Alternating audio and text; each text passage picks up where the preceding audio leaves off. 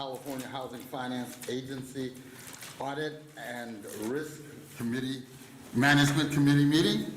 I'd like to call the meeting to order. Courtney, could you call the roll, please? Certainly. Ms. Wyatt for Treasurer Ma? Here. Dr. White? Here. And Chair Williams? Here. We have a quorum. Next on our agenda is the approval of the January 22nd, 2026 meeting minutes. I would now like to entertain a motion to approve the minutes. Motion to approve. Are there any changes or objections? Not hearing any. Please, Courtney, ask for the roll call, please. Certainly. Ms. Wyatt? Yes. Dr. White? Yes. And Chair Williams? Yes. The minutes are approved.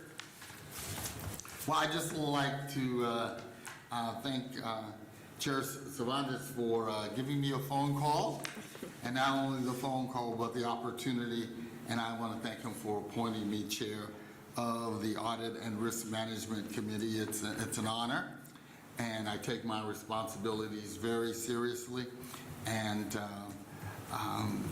look forward to fulfilling my roles. Also, I look forward to working with my fellow board members, and accountability and transparency matter, and those are items that I'm committed to, and as we committed to serving our community. So I'd like to get into our reports.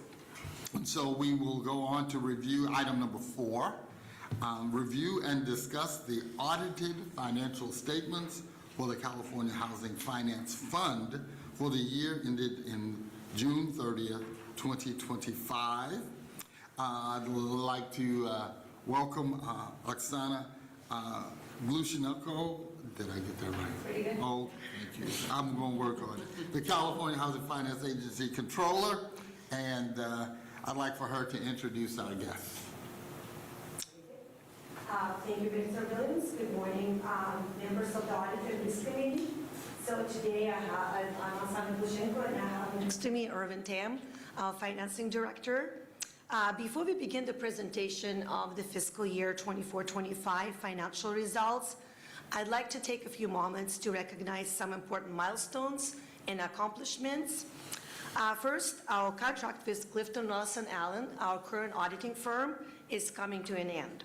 This marked nearly a decade of partnership and dedicated service. I especially want to recognize our principal, Mandy Merchant, of Clifton Lawson Allen, and a senior associate, Liz Richardson, for their outstanding contribution over the years.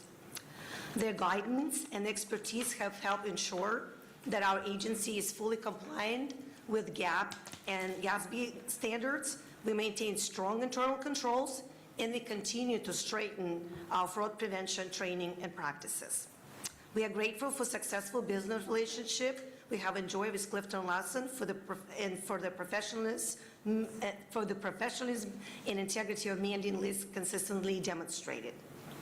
Because of the steady leadership and collaborative approach, we are leaving this engagement in a very good, strong position, ready to transition to the new auditing firm, Macias, Gini, and O'Connell, who will begin the field work in the next few months. The next recognition goes to our fiscal team for the exceptional work. This year, our team have submitted internal control framework, fraud prevention training program, and financial reporting software overhaul for recognition, and we were honored to receive an award for program excellence in management, innovation, and internal operation from National Council of State Housing Agencies.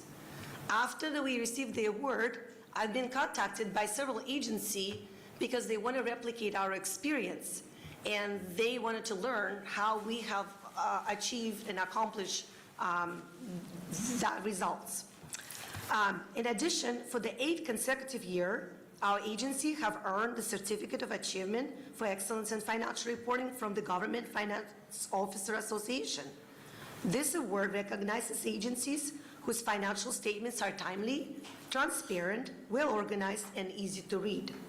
Behind this, it's hours of countless of work behind the scene of fiscal, finance, and marketing team, ensuring that our annual comprehensive financial report and popular annual financial reports are accurate, accessible, and the highest quality.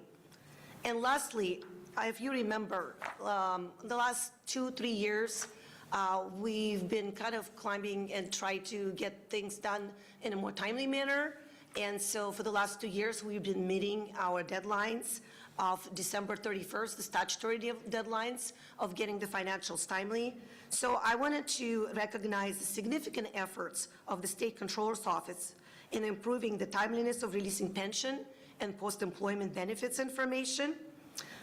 2 years ago, our financials were behind 250 days, and now I'm happy to report that we have breached the timeline and able to produce and deliver the financial results before the statutory deadline of December 31st. With that, I will conclude my update, and I would like to introduce and invite Mandy and Liz to present the results of the fiscal year 24-25 financials. Thank you. Thank you, Oksana. Can everybody hear me? Yes. That was very nice of you, and we have appreciated working with the agency and the whole team at CalHFA for the past 10 years. We are going to miss you, but I will try every which way possible to continue to work with you all. I will find ways. But with that said, let's go ahead and get started on the presentation of this audit. So right now I can only see me and Liz. Do you guys have the presentation up? No.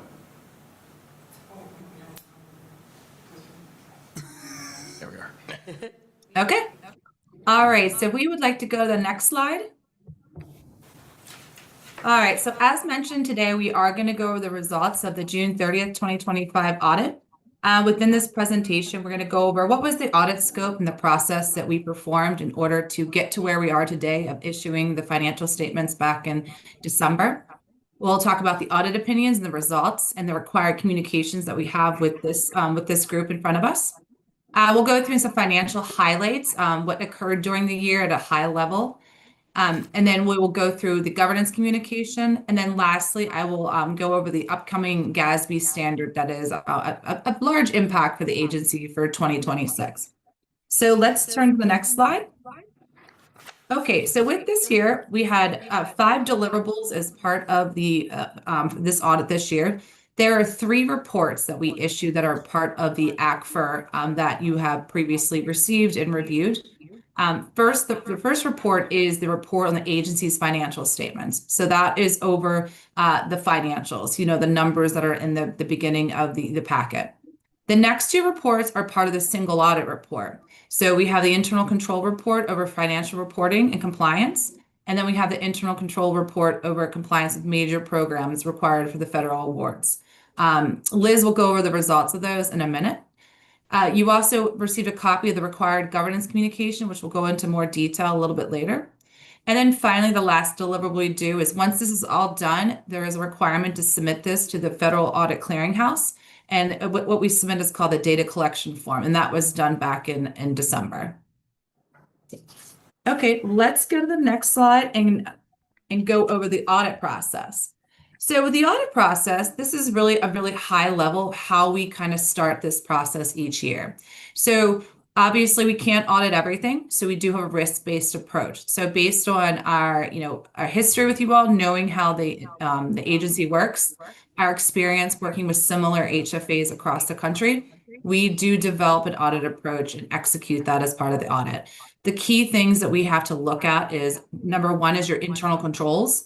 What we would like to say is that there's strong internal controls in place, then, you know, it's going to get us to good numbers on the balance sheet and the income statement.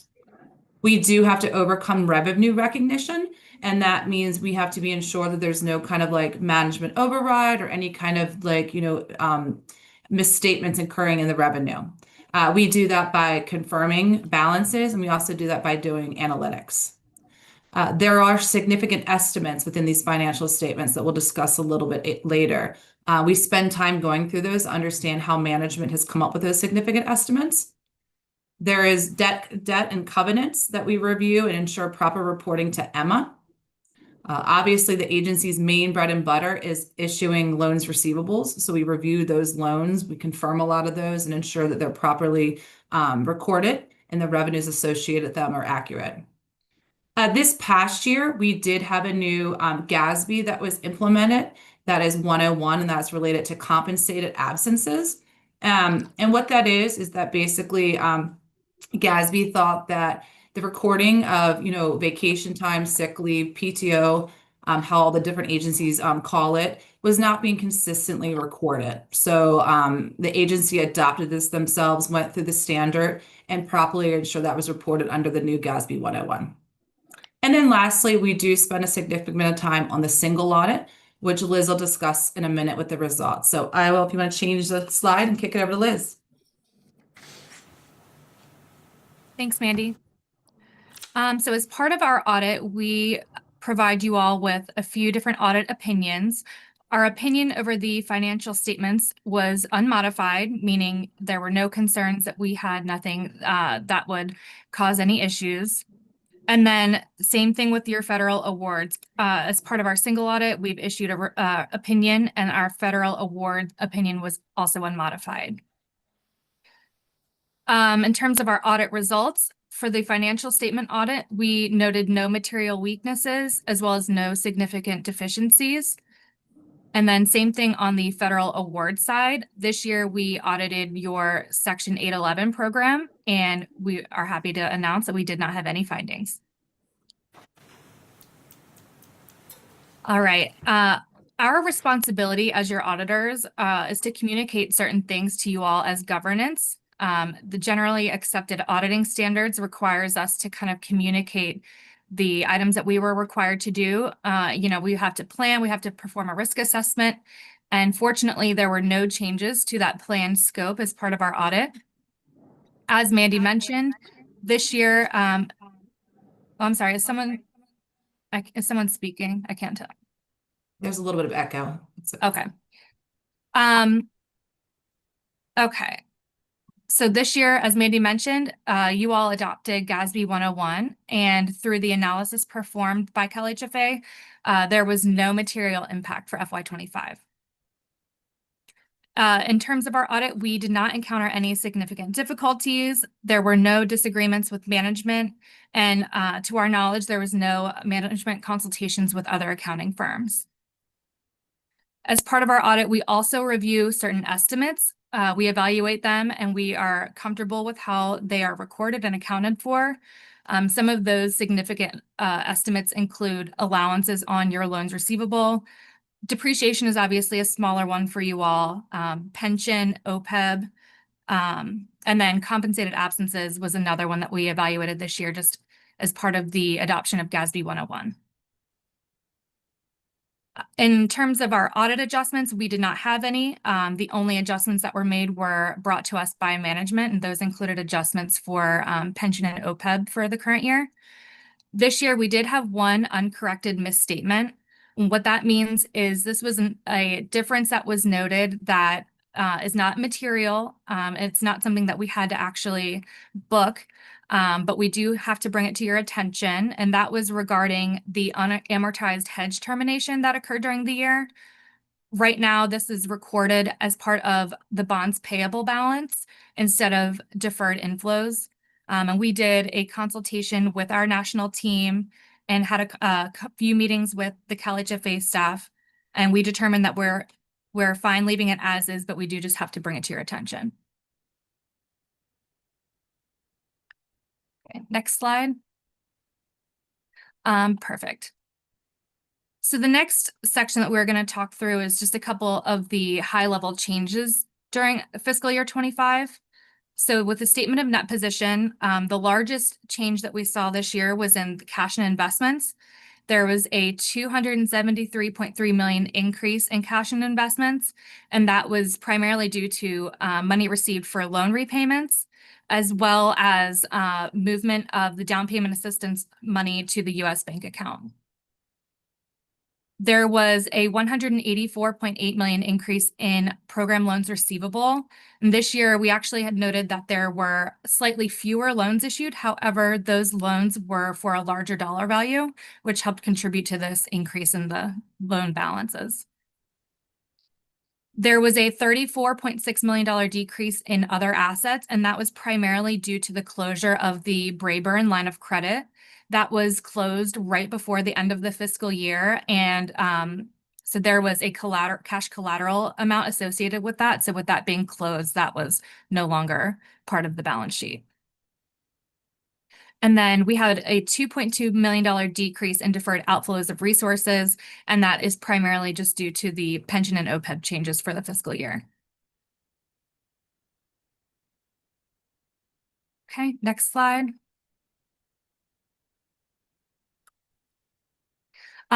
We had a 334.5 million increase in bonds payable, and that was just primarily due to the bonds that were issued during the fiscal year. I believe there were 6 new bonds this year, so a lot of issuances this year than we've seen in the past. There was a $91.3 million decrease in current loans payable, and again, that relates just to that Brayburn line of credit that was closed right before the end of the fiscal year. We had a $19 million increase in other current liabilities, and that was primarily due to an increase in the deposit liability. There was a $41.9 million decrease in other non-current liabilities, and that was just due to the recognition of some unearned revenues relating to the ADU and the EBL programs. So as that revenue was recognized, that unearned revenue liability went down. And then lastly, we had a $19.4 million decrease in the deferred inflows, and that was primarily due to the decrease in the fair value of hedging derivatives, as well as changes, again, just due to the pension and OPEB calculations for the fiscal year. All right, so then on the statement of revenues, expenses, and changes in net position, our first increase that we have here was on interest income, and that was just primarily due to increases in the mortgage-backed securities and then increases in interest earned on your SMIF accounts. There was also a $20 million increase in realized gain on the sale of securities, just from securitizations in the TBA market rate program, as well as favorable changes in the fair value of those investments. We had a $10.3 million increase in other revenues, and that was due to an increase in the pool pay-up sale of securities, offset by decreases in the ADU revenue. There was $2.6 million increase in interest expense, and that just related to those new bonds that were issued during the year. And then lastly, we had a $3 million decrease in salaries and general expenses, primarily just due to, again, those calculations for OPEB during the current year. And then on this slide, we just like to kind of show a visual of what the program loans receivable and related allowance looks like if you kind of look at how things have trended over the past 5 years. As you can see, over the last 3 years, the program loans receivable balance has gradually been going back up. This year, that balance was at around $2.4 billion, which was slightly increased from last year, which was $2.2 billion. And then our allowance has relatively stayed consistent. This year, we had an $88 million allowance associated with those loans. Compared to last year, we had $86 million allowance in 2024. So still staying pretty consistent. There's an increase in the loans that are issued, but for the most part, there's not a need to significantly increase that allowance associated with those. Are there any questions on the results or any of the activity that we've seen for FY25?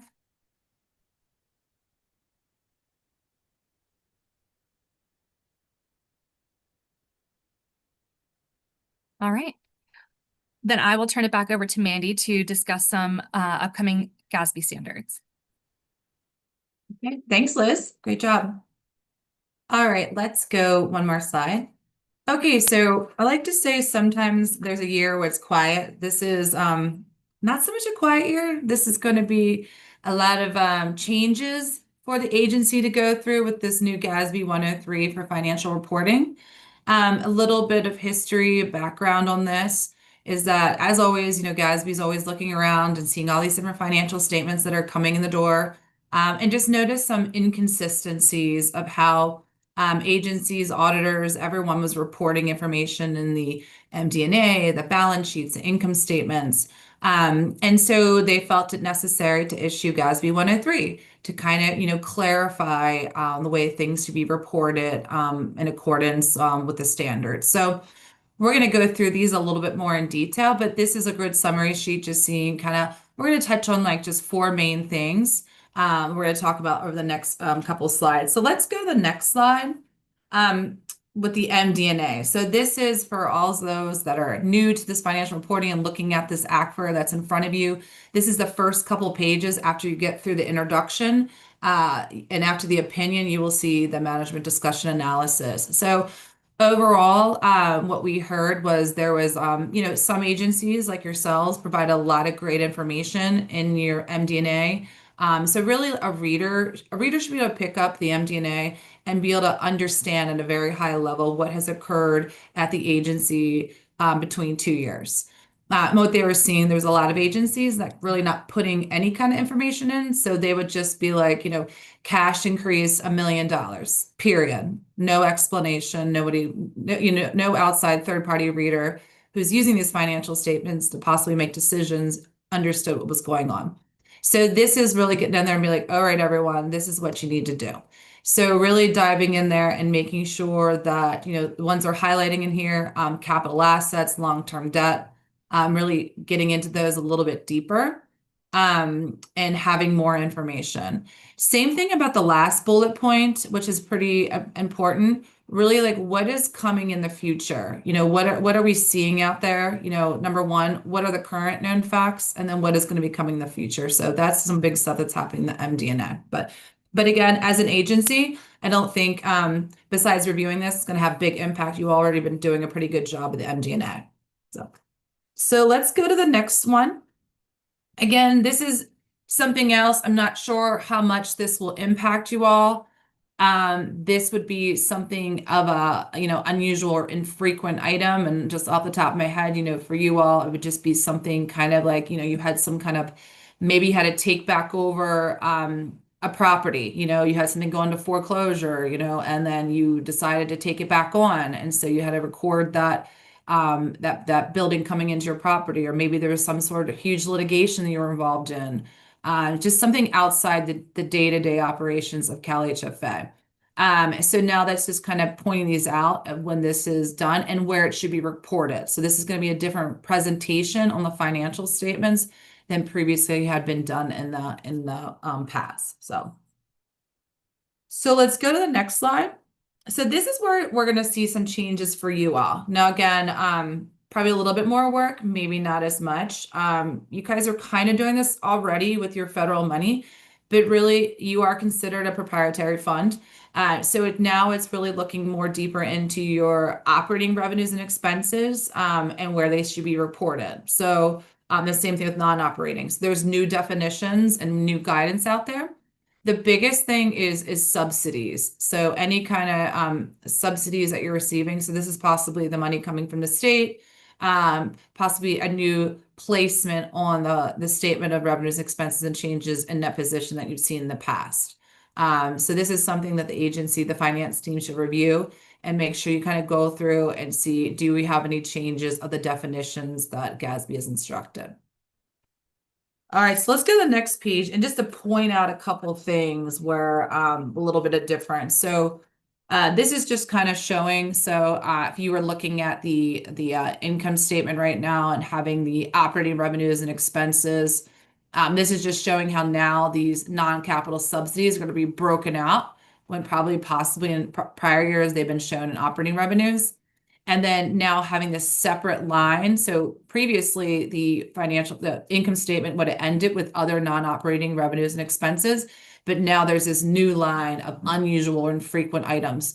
Usually those unusual infrequent items would have been, as I like to say, buried probably in other non-operating, or possibly in operating and revenue expenses. So again, there's always a level of materiality that's involved. So, I mean, if you're having something that's very small as compared to the agency, it might not be a material in nature.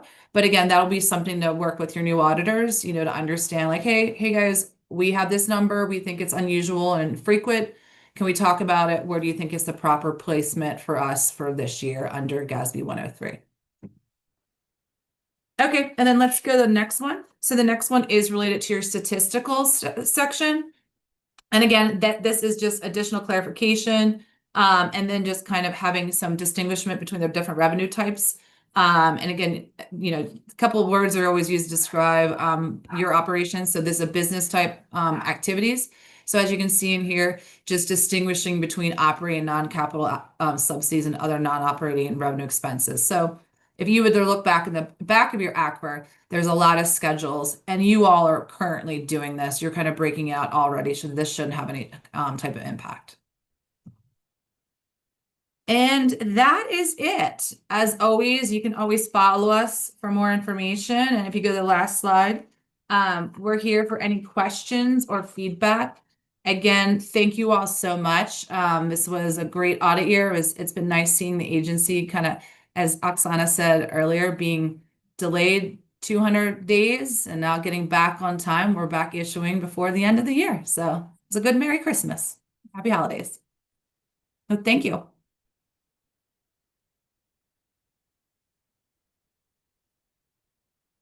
Oh, I can't hear you guys.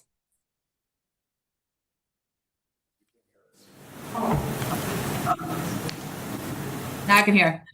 You can? Okay. I'd like to thank you for the thoroughness of the report, and again, thank you all for your service to the agency. I'd like to just ask our staff, as it relates to these new items and working with our new auditors, these don't seem to be major items, but I'd like to get your perspective on just the new reporting requirements and how you all will work through to achieve those. Okay, sure. Good question, Mr. Williams.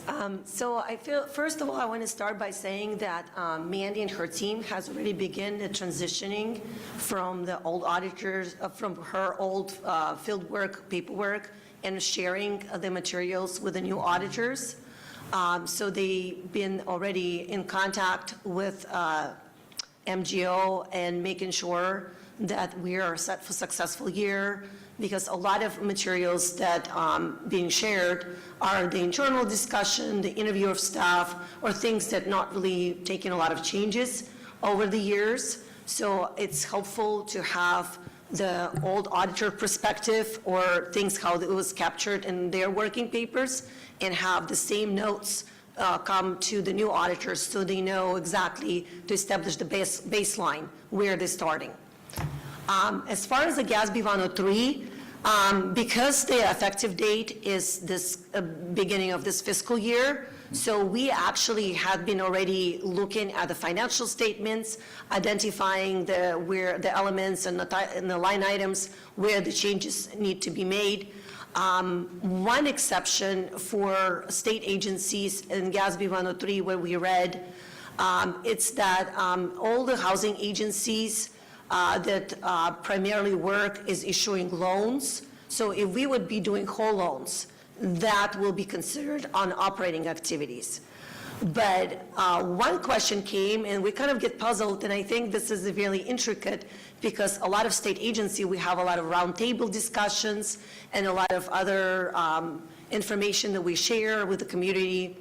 And we basically have one item that we sort of got puzzled, and it's pulling MBSs. So like all the state agencies that have a TBA type of program and have MBS activity, does this consider as a prime housing activity, or this consider as an investment activity, and where those items needs to be reported? Because GASB does not clearly state, it just says, you know, for housing activity, if you have whole loans, they need to be in operating activity.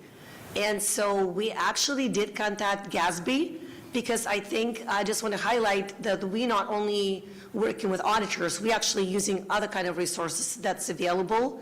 And we have been in contact with GASB, and somebody reached out, the technical assistance support, and they basically kind of said, this is going to be considered the interest earned on MBS, and MBS is pulled, and the interest received will be considered as non-operating activities because it's not a whole loan, and the GASB said only whole loans are excluded as prime activity for housing agency. I'm just going to give you all those details and things, not to bore you with a lot of information, but just to share the complexity of all the new GASB pronouncement that's coming in, and we literally read it line by line and try to gauge and understand the impact and ensuring that we are staying in compliance. So we will continue to work with the new auditors as they're coming on board. We actually, in conjunction with the new building purchase, the acquisition of this building, 500 Capitol Mall, there's going to be a new records basically created, and we will be in counting and recording all of this. So we've been in contact with new auditors to ensure everything is done in compliance. So that's all. Thank you. Very good. Any questions? One clarification. We didn't buy 500 Capitol Mall. We bought 520. Capitol. Sorry. Yes, 520. We bought it both. 520. Any additional questions from any of our board members? I have a couple of questions. The property fund designation, we've always had that designation? Which fund? The property fund designation. The capital assets or the proprietary? No. I heard property fund designation from our auditor presentation. I think it was proprietary. Proprietary. I'm sorry, Okay. Proprietary. Yes, so the designation of our fund, which is 0501, it's in the state controller's book of records, and this is Housing Finance Fund. It's been established since the beginning as a proprietary fund because we issue bonds, Yeah. we have all kinds of activities that qualifies us to be a proprietary fund. It's not only HFAs in this. This is a curiosity question. So on the government scale, there's different fund. So there's proprietary fund, there's general revenue funds, there's construction people who build loans, there's, for example, people who have trust funds, like if you have a pension sort of fund. So So there's a separate designation for pensions. oh, of course, yes. So each funds have different classification aligned with the business activity that associated with the fund. Okay. So the one that we qualify is proprietary fund. And just so you know, the key thing is that you earn a fee.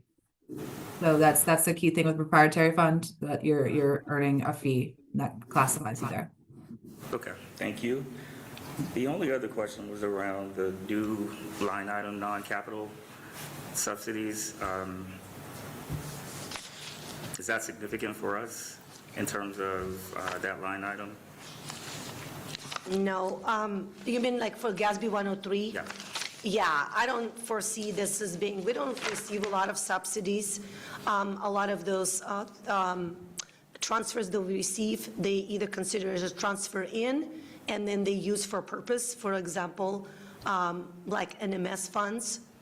So we receive money, it's not an expense to the agency, we basically pass them through for the activity. And if we do receive the funds that sort of used for future make loans or subordinate mortgages, then they obviously recorded under deferred revenues, and they account it as an in-contract administration of our financial statements. And so when you look at our financials, there's multiple sections, and so you have to distinguish between the activity, the agency's money, where the agency's money at, and then where the money is we're administer on behalf of the state or on behalf of the federal government. So like a contract administration is its own section. So there may be some fluctuation in revenues and expenditures, but they don't affect our credit agencies or ratings or anything, because the credit agencies strictly focus on activities related to the agency themselves, not to the funds that we administer as a contract administrator. You answered as soon as you said NMS. I get the distinction though, but Yeah. appreciate the context. Yeah, good questions. Thank you. Now I'd like to open it up to see if you have a question or a comment? Do you have anything? No. Yeah, I just want to follow up on Oksana's opening remarks, and really, I was gone for 7.5 years, but I came back, and still seeing Mandy and Liz here is, it's like coming home, because I remember when they started as our auditors back when I was working on, in the financing team, I believe, maybe on the risk team, but really appreciate all the work and effort and ownership you've taken of this work, and want to thank you for all of your hard work. And it's pretty amazing to not only have the same auditing firm for 10 years, but to have the same two staff members working for us and really knowing and supporting us, and also holding us accountable to make sure that our financials are what they should be. So thank you very much. Really appreciate everything that you guys have done. Thank you, Any Tony. addition? Thanks, Tony. Thanks, everyone. All right. Well, now we're going to open it up for public comment. Whether you're joining us in person or in Zoom, each speaker will have up to 2 minutes to speak. Courtney, is there anyone who would like to speak? If any members of the public, either virtually or here in person, would like to speak, please raise your hand. There's none at this time. Very good. I'd like to go to item number 5. Other committee matters. Are there any other committee members who would like to raise an item or an issue? Not hearing any at this time. Let's move to item number 6, the public comment. Now we invite public comment on any matters within the committee's jurisdiction. Certainly, if any members of the public would like to make a comment, please raise your hand. There's none at this time. Very good. Well, at this point, that concludes our items for the committee meeting today, and this meeting is adjourned. Yay.